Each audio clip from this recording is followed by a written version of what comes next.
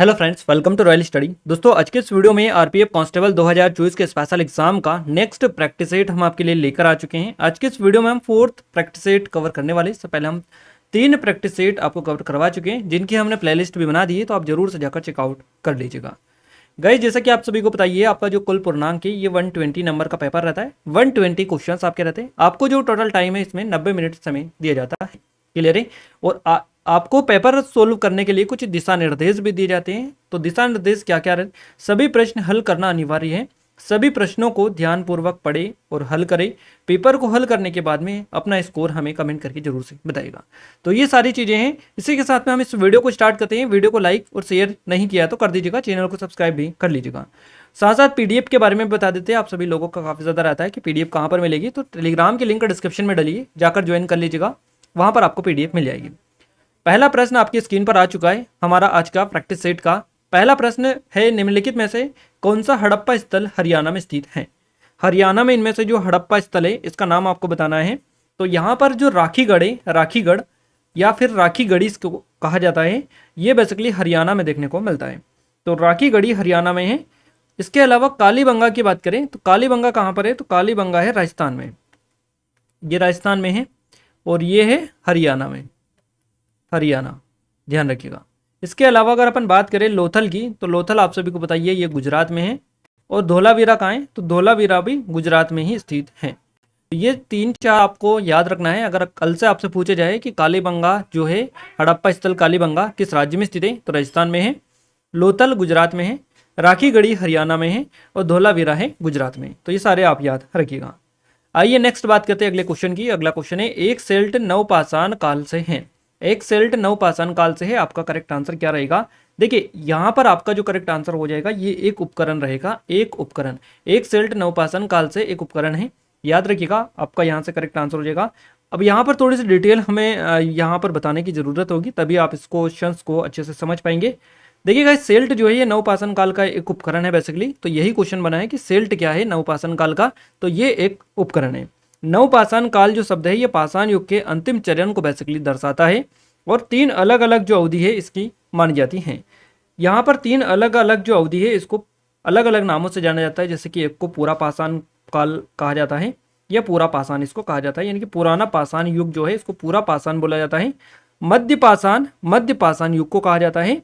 और नवपाषाण, नया पाषाण युग ये होता है। तो 3 अवधियां हैं, 3 अलग अलग भागों में इनको विभाजित किया गया है। पूरा पाषाण काल, मध्य पाषाण काल और नवपाषाण काल। नवपाषाण काल की भी अपनी एक अलग ही स्थिति है। नवपाषाण काल अपनी महापाषाण वास्तुकला, इसके अलावा कृषि पद्धति के प्रसार, पॉलिश किए गए पत्थर के औजार, इनके लिए ये जो नवपाषाण काल है, जिसको नया पाषाण काल या नया पाषाण युग कहा जाता है, इसके लिए ये याद रखिएगा। अगला क्वेश्चन है, माइक्रोलिथ का इस्तेमाल शुरुआती इंसानों द्वारा किया जाता था।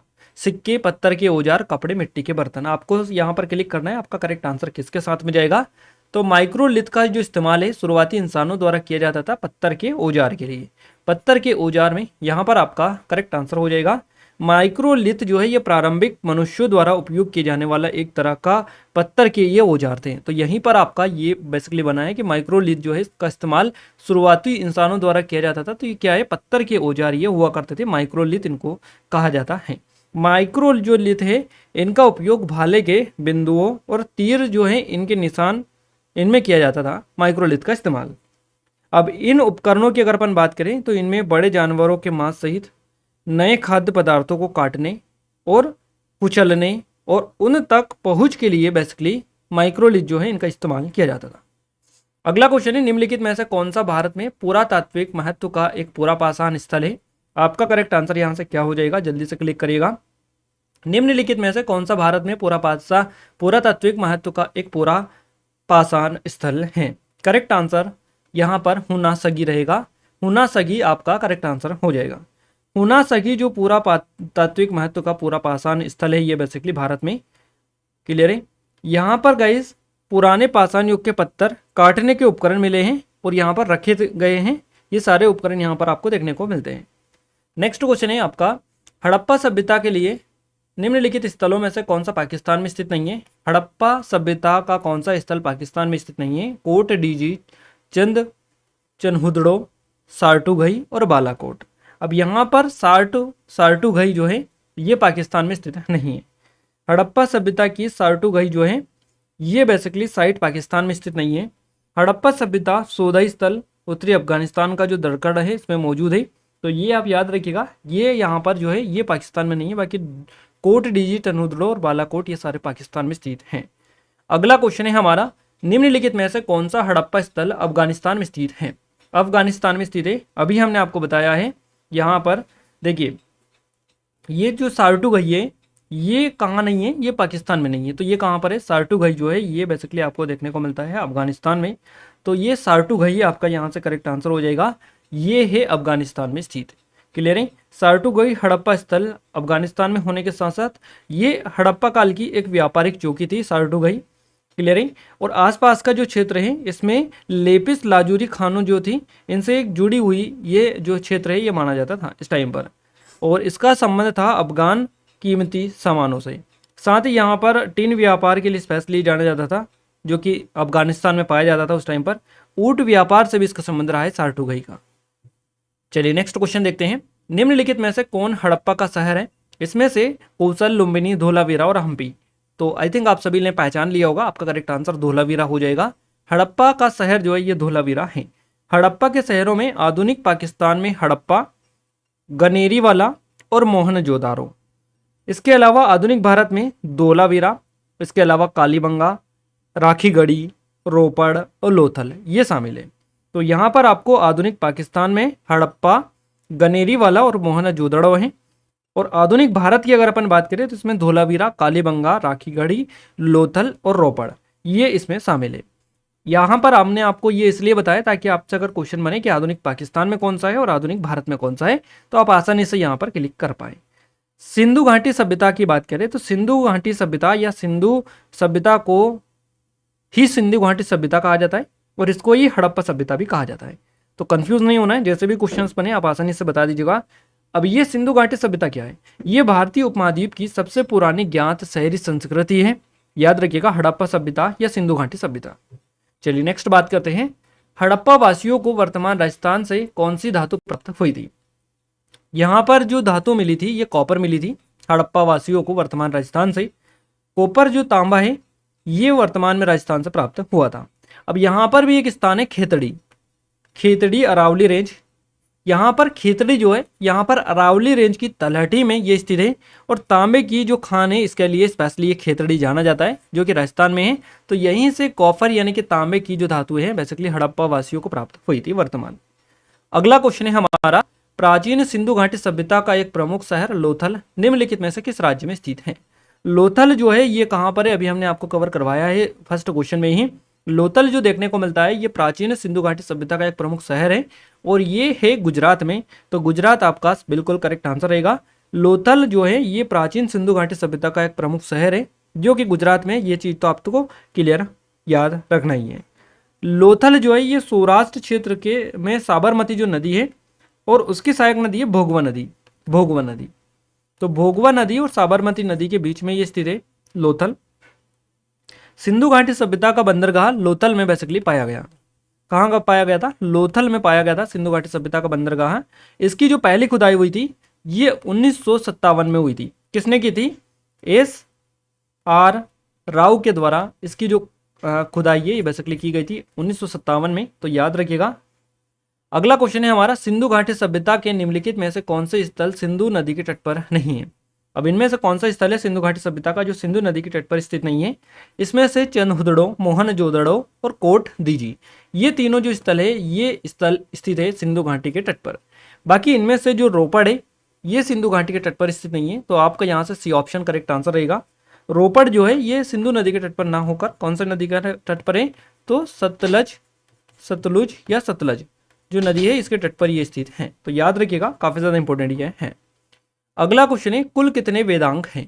यहाँ पर वेदांग की आपसे बात की जा रही है और वेदांग की जो संख्या है ये टोटल 6 है। सिर्फ आपका करेक्ट आंसर हो जाएगा यहाँ पर ऑप्शन नंबर बी। वेदांग जो होता है ये क्या होता है? वेदों के अध्ययन और समझ से जुड़े 6 विषयों, सहायक विषय ये बेसिकली होते हैं जिनको वेदांग हम कहते हैं। अब 6 वेदांग जो है इसमें अलग अलग है, जैसे कि शिक्षा, कल्प, व्याकरण, निरुक्त, छंद और ज्योतिष। तो अलग अलग 6 वेदांग है, इन 6 के बारे में आप याद रखिएगा। आपका हिंदी भी इनका मतलब होता है, तो आप हिंदी में अगर याद रखना चाहें तो बता दीजिएगा। बाकी हमने अलग अलग बात को बता दिए हिंदी में, शिक्षा, कल्प, व्याकरण, निरुक्त, छंद और ज्योतिष, तो याद आप रखिएगा। चलिए आगे बढ़ते हैं अगले क्वेश्चन की ओर। अगला क्वेश्चन है, रावी नदी का ऋग्वेदिक नाम क्या है? रावी नदी का ऋग्वेदिक जो नाम है ये पारूसी है। पारूसी आपका सही जवाब रहेगा। इसके अलावा और भी जो नदियां हैं इनका आप देख लीजिएगा, जैसे कि वितस्ता किसका ऋग्वेदिक नाम है, तो ये हो जाएगा झेलम नदी का, झेलम नदी का। इसके अलावा आसिकिनी ये किसका है, तो ये चिनाब नदी का है, चिनाब नदी का। रावी नदी का पारूसी हो जाएगा, ये हम लिख देते हैं यहाँ पर, पारूसी किसका है, रावी नदी का। इसके अलावा ये यहाँ पर आपको जो दिखाई दे रहा है शत्रुदी या सुत्रुदी, ये किसका है, तो ये सतलज नदी का है, सतलज।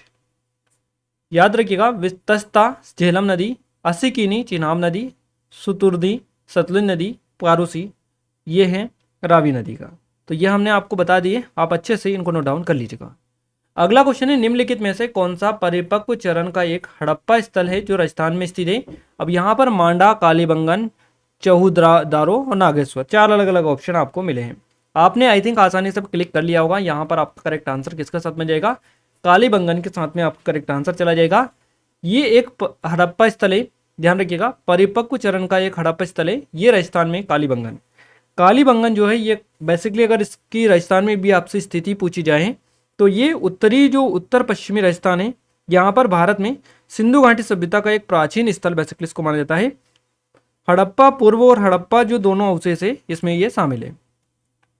नेक्स्ट क्वेश्चन है, निम्नलिखित में से कौन सा सुत्त पिटक का एक भाग है?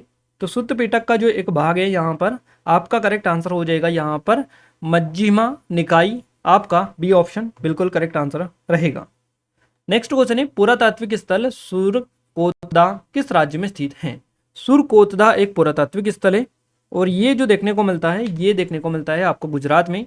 गुजरात यहाँ से आपका डी ऑप्शन बिल्कुल करेक्ट आंसर हो जाएगा। ये एक पुरातात्विक स्थल है और गुजरात में स्थित है। गुजरात में भी अगर आपसे पूछा जाए कि किस जिले में है, तो ये गुजरात के कच्छ जिले से ताल्लुक रखता है। यहाँ पर एक तालुका जगह है, तालुका, क्लियर है, गुजरात के कच्छ जिले के तालुका जो नामक जगह है यहाँ पर ये इससे ये ताल्लुक रखता है। और इसके अलावा 1972 में 1972 में भारतीय पुरातत्व जो सर्वेक्षण था इसके द्वारा, इसके एक पुरातत्ववेदी थे, इनका नाम है JP जोशी। तो JP जोशी के नेतृत्व में यहाँ पर खुदाई हुई थी 1972 में सुरकोतदा में, जो कि गुजरात के कच्छ जिले के तालुका जो जगह है यहाँ पर देखने को मिलता है। अगला क्वेश्चन है, निम्न में से किस पुरातात्विक स्थल पर गर्तावास के प्रमाण है? गर्तावास के जो प्रमाण देखने को मिलता है ये बुर्ज होम में देखने को मिलता है। बुर्ज होम आपका करेक्ट आंसर हो जाएगा। ये एक पुरातात्विक स्थल है और इसमें बेसिकली गर्तावास यानी कि गड्ढे, गड्ढे है ना, गड्ढे देख जो है मिलने का प्रमाण यहाँ पर है। यहाँ पर एक आदिम आवास भी है, इसमें मिट्टी में खुदाई और छत पर एक गड्ढा बना हुआ है, इसीलिए इसको गर्तावास नाम दिया गया। बुर्ज होम जो है पुरातात्विक स्थल कहाँ पर है, किस राज्य में है? तो J&K, जम्मू एंड कश्मीर की कश्मीर जो घाटी है यहाँ पर ये देखने को मिलता है। अगला क्वेश्चन है, पाकिस्तान के किस प्रांत में स्थित मोहनजोदड़ो की प्राचीन सभ्यता का स्थल है? तो करेक्ट आंसर आपका जो यहाँ से रहेगा ये सिंध हो जाएगा। सिंध बिल्कुल करेक्ट आंसर है। मोहनजोदड़ो का अर्थ क्या है? तो ये तो आप सभी को बताइए, मृत लोगों का टीला या मृतकों का टीला मोहनजोदड़ो को कहा जाता है। ये पाकिस्तान के सिंध प्रांत में एक पुरातात्विक स्थल है, आपको पता ही है। करीबन 2500 ईसा पूर्व के आसपास निर्मित ये एक प्राचीन सिंधु घाटी सभ्यता की सबसे बड़ी बस्तियों में से एक मानी जाती है सिंध, जो कि मोहनजोदड़ो की प्राचीन सभ्यता का स्थल है। तो याद रखिएगा 2500 साल पहले, 2500 ईसा पूर्व के आसपास निर्मित ये एक सिंधु घाटी सभ्यता की एक बस्ती थी। अगला क्वेश्चन है, होमो इरेक्टस की खोपड़ी निम्नलिखित में से किस प्रागैतिहासिक भारतीय स्थल में पाई गई थी? ये जो पाई गई थी ये पाई गई थी हथनोरा में। हथनोरा में ये देखने को मिलती है। हथनोरा की खोपड़ी के नाम से भी इसको जाना जाता है। हथनोरा की खोपड़ी की टोपी को इसको कहा जाता है और ये जो है मध्य प्लेस्टोसिन के होमो इरेक्ट से संबंधित सबसे पुराना बेसिकली इसको माना जाता है। अगला क्वेश्चन, निम्नलिखित में से कौन बाणभट्ट के द्वारा लिखी गई एक प्राचीन पुस्तक है? बाणभट्ट के द्वारा लिखी गई एक जो प्राचीन पुस्तक है इसका नाम कादम्बरी है। कादम्बरी आपका करेक्ट आंसर हो जाएगा। संस्कृत का एक रोमांटिक उपन्यास आप इसको बोल सकते हैं, कादम्बरी को। और 7वीं शताब्दी के पूर्वार्ध में ये बाणभट्ट के द्वारा लिखी गई, काफ़ी हद तक इसको रचा गया इनके द्वारा। क्लियर है? तो इनके द्वारा रची गई ये एक पुस्तक है कादम्बरी, याद रखिएगा। और इसे पूरा होने तक देखने के लिए जीवित वो नहीं रहे थे कादम्बरी को। ये जो उपन्यास है बाणभट्ट के पुत्र भूषण भट्ट थे, इन्होंने अपने दिवंगत जो पिता थे बाणभट्ट, इनके द्वारा निर्धारित योजना के अनुसार इसको पूरा किया था। तो उन्होंने खुद इसको पूरा होता हुआ नहीं देखा। तो क्वेश्चन इसी तरह से बन सकता है कि ऐसी कौन सी रचना है निम्न में से जिसने उसको लिखी है उसने पूरा उसको होते हुए नहीं देखा। इस तरह से क्वेश्चंस बन सकता है, कोई बड़ी बात नहीं है, पहले भी क्वेश्चंस यहाँ से बन चुके हैं। तो याद रखिएगा कादम्बरी बाणभट्ट की है, यही आपको याद रखना है। अगला क्वेश्चन है मोहनजोदड़ो किस नदी के तट पर स्थित है? मोहनजोदड़ो जो है ये आपका सिंधु नदी के तट पर स्थित है। सिंधु नदी करेक्ट आंसर हो जाएगा। सिंधु जो नदी है इसके दाहिने किनारे पर ये उत्तरी सिंध प्रांत दक्षिणी पाकिस्तान में मोहनजोदड़ो जो है ये स्थित है या इसकी स्थिति है। अगला क्वेश्चन है बेबीलोन के झूलते उपवन का संबंध निम्नलिखित में से किस प्राचीन संस्कृति से है? बेबीलोन के झूलते उपवन का जो संबंध है ये है मेसोपोटामिया से। मेसोपोटामिया आपका बी ऑप्शन बिल्कुल करेक्ट आंसर हो जाएगा। हैंगिंग गार्डन काल्पनिक उद्यान थे बेबीलोन के। अब ये जो है नव बेबीलोन साम्राज्य की राजधानी को सुशोभित करते हैं बेसिकली। और इसके महानतम राजा नबूकदनेस्सर, याद रखिएगा नबूकदनेस्सर द्वितीय, इनके द्वारा इसको बनाया गया था। प्राचीन विश्व के 7 अजूबों से एकमात्र थे ऐसे अजूबे थे जिनका अस्तित्व इतिहासकारों के बीच में बेसिकली विवादित था। मेसोपोटामिया, याद रखिएगा बेबीलोन के झूलते उपवन। अगला क्वेश्चन है निम्न में से किस काल में भारत में शुतुरमुर्ग पाए जाते थे? भारत में जो शुतुरमुर्ग पाए जाते थे ये करीबन पूरा पाषाण काल के मध्य जो था इसमें पाए जाते थे, पूरा पाषाण काल के दौरान। तो शुतुरमुर्ग का जो था ये पूरा पाषाण काल के दौरान रहा था। और महाराष्ट्र के एक यहाँ पर क्षेत्र है पाटने, महाराष्ट्र का पाटने क्षेत्र है। यहाँ पर बड़ी संख्या में यानी कि काफ़ी ज़्यादा मात्रा में शुतुरमुर्ग के जो अंडे हैं इनके छिलके यहाँ पर पाए गए थे। कुछ टुकड़ों का जो विभाजन है ये इनका यहाँ पर डिज़ाइन के रूप में उकेरा गया था। और इनके जो अंडे हैं इनसे मोती भी बनाए जाते थे उस टाइम पर पूरा पाषाण काल में। अगला क्वेश्चन है पुरातात्विक स्थल इनाम गांव कहाँ स्थित है? ये एक पुरातात्विक स्थल है और ये महाराष्ट्र में स्थित है। पश्चिमी भारत में स्थित हड़प्पा के बाद कृषि का प्रधान गांव था और पुरातात्विक स्थल ये था। इनाम गांव इसको नाम दिया गया। किस नदी के दाहिने किनारे पर स्थित है? तो यहाँ पर एक नदी थी घोड़ नदी, घोड़ नदी के दाहिने किनारे पर स्थित है। इसे भीमा घाटी का क्षेत्रीय केंद्र माना जाता है। पुरातात्विक स्थल इनाम गांव, महाराष्ट्र, स्पेशली याद रखना है। अगला क्वेश्चन है किसको सिंधु घाटी सभ्यता की सबसे पुरानी खोज की गई माना जाता है? तो सिंधु घाटी सभ्यता की सबसे पुरानी खोज की गई जो माना जाता है ये माना जाता है भिरड़ाना को। भिरड़ाना आपका यहाँ से फर्स्ट ऑप्शन करेक्ट आंसर हो जाएगा। क्लियर है? पुरातात्विक खोजों से यहाँ पर यह पता चला है कि इतिहास पूर्व हड़प्पा काल तक फैला था यहाँ पर। तो भीरवाड़ा या भिराड़ना ये सिंधु घाटी सभ्यता की सबसे पुरानी खोज माना जाता है। अगला क्वेश्चन है बुर्ज होम नवपाषाण स्थल कहाँ पर स्थित है? तो बुर्ज होम अभी हमने कवर करवाया था, ये जम्मू कश्मीर में है। जम्मू कश्मीर आपको याद रखना है।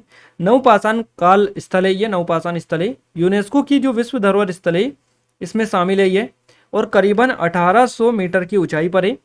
सबसे उत्तरी नवपाषाण स्थल है ये। और नवपाषाण स्थलों में बुर्ज होम जो है पेड़ों से बनी छत सामग्री बेसिकली यहाँ पर देखने को मिलती है।